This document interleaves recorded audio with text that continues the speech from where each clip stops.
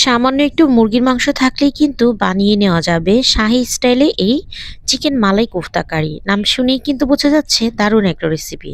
তো চলুন দেখা যাক। ফ্ল্যাশব্যাক।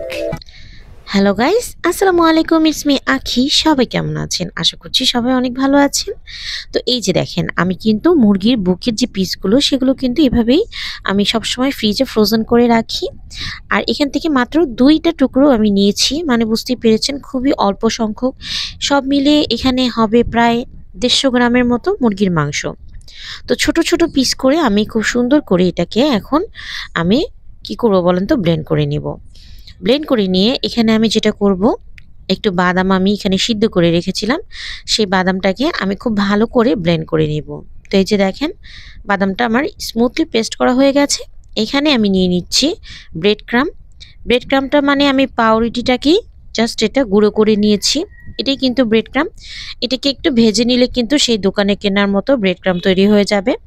তো আমি এটা এভাবেই রেখেছি। তো হ্যাঁ, এখন যেটা যাব মূল কাজে, আমি এখানে মুরগির মাংসটার মধ্যে দিয়ে দেব পেঁয়াজ বাটা। পেঁয়াজ বাটাটা আমি এভাবেই দিয়েছি, চাইলে আপনারা একদম মিহি মিহি করে কুচি করে দিতে পারেন। দিয়ে দিব আদা রসুন জিরার বাটা ১ চা চামচ, দিয়ে দিব চিলি ফ্লেক্স, দিয়ে দিব ধনিয়ার গুঁড়া, স্বাদ মতো দিয়ে দিব লবণ।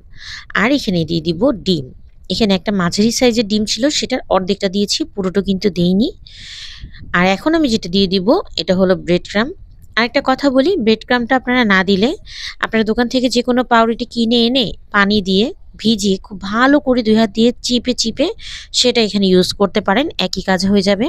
তো খুব ভালো করে আমি চিকেনের কিমাটাকে মিক্স করে রেডি করে রেখেছি। এখন আমি এই যে দেখেন সরাসরি চুলোতে তেল বসিয়ে দিয়েছি, গরম হয়ে গেলে এইভাবে করে আলতো করে ঘুরিয়ে ঘুরিয়ে আমি বল মতো একটা শেপ করেছি। যেহেতু আমি এটা কোপ্তা বানাবো, তো কোপ্তাটা কিন্তু সাধারণত এরকম গোল টাইপেরই হয়। তা আমি এর জন্য গোল গোল করেই ভেজে নিচ্ছি। আর চুলাটা কিন্তু খুব বেশি বাড়িয়ে দিবেন না, চুলাটা এরকম মিডিয়াম আঁচে করেই কিন্তু ভাজতে হবে। তো এই যে দেখেন, আমাদের চিকেন বলগুলো কিন্তু মোটামুটি ভাজা হয়ে গেছে। এই কোপ্তাগুলোকে আমি একটু সাবধানে উল্টিয়ে পাল্টিয়ে দিচ্ছি। আর হ্যাঁ, আপনারা চাইলে কম বেশি করতে পারেন, আর এটার সাথে আরও অনেক কিছু অ্যাড করতে পারেন, ঝাল টাল। আমি এটা এভাবে করেই রান্না করব।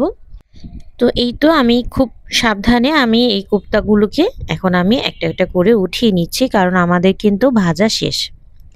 এখন যেটা করব, চুলোতে আমি আরেকটা কড়াই বসিয়ে দিয়েছি। সেই যে কোপ্তা ভাজার তেলটা আছে সেখান থেকে আমি তেল নিয়ে নিব। নিয়ে আমি এখানে দিয়ে দিব পেঁয়াজ কুচি। এখানে আছে হাফ কাপের মতোই পেঁয়াজ কুচি। পেঁয়াজ কুচিটা যখন এরকম একটু হালকা হালকা বেরেস্তা টাইপের হয়ে যাবে, মানে পুরোপুরি বেরেস্তা করব না, হালকা একটু ব্রাউন কালার যখন আসবে তখন এখানে দিয়ে দিব পেঁয়াজ বাটা। তো পেঁয়াজ বাটা আমি দিয়ে দিলাম আদা রসুন জিরার বাটা, ৩ টুকরো এলাচ, দিয়ে দিলাম ধনিয়ার গুঁড়া, সামান্য একটু হলুদের গুঁড়া। আর কি দিব বলেন তো, এখানে আমি দিয়ে দিয়েছি অল্প একটু পরিমাণে টক দই। আর এখন আমি ওই যে বাদামটা পেস্ট করে রেখেছিলাম সেই বাদাম বাটাটা দিয়ে দিব। এই বাদাম বাটাটা কিন্তু স্কিপ করা যাবে না, অবশ্যই দিতে হবে। তা না হলে এটা কিন্তু শাহি মালাই হবে না, এটা কিন্তু খেতে অত ভালো লাগবে না। এখন এখানে দিয়ে দিব গোলমরিচের গুঁড়া। গোলমরিচের গুঁড়াটা দিয়ে দিব এখানে আমি অল্প পরিমাণে শাহি গরম মশলার গুঁড়া, দিয়ে ভালো করে মশলাটাকে কষিয়ে নিয়েছি। এই যে দেখেন তেলটা কিন্তু একদম ছেড়ে এসেছে, তার মানে পুরোপুরি মশলাটা কমপ্লিট আমাদের কষানো। এখন আমি এখানে পানি দিয়ে দিব স্বাদ মতো, মানে আমি যতটুকু আর কি পানিতে কোফতাটা রান্না করব ততটুকুই।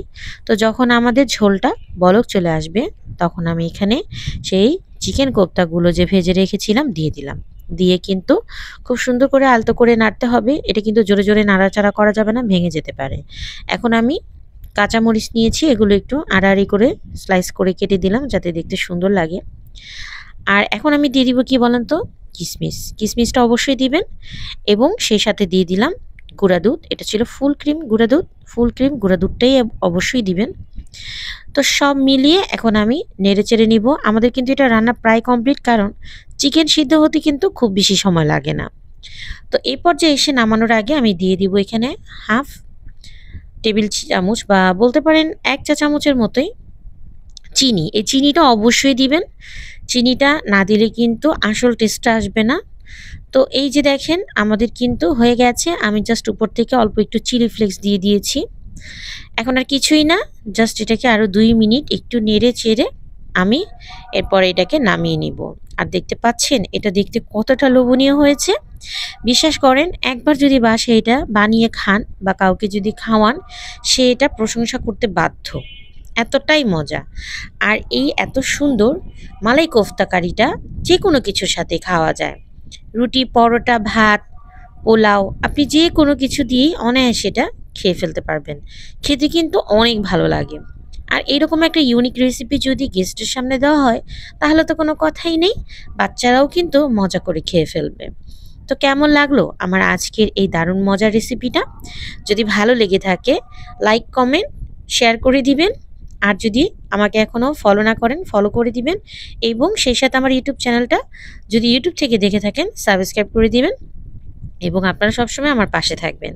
সবাই ভালো থাকবেন, সুস্থ থাকবেন। আল্লাহ হাফিজ। আসসালামু আলাইকুম।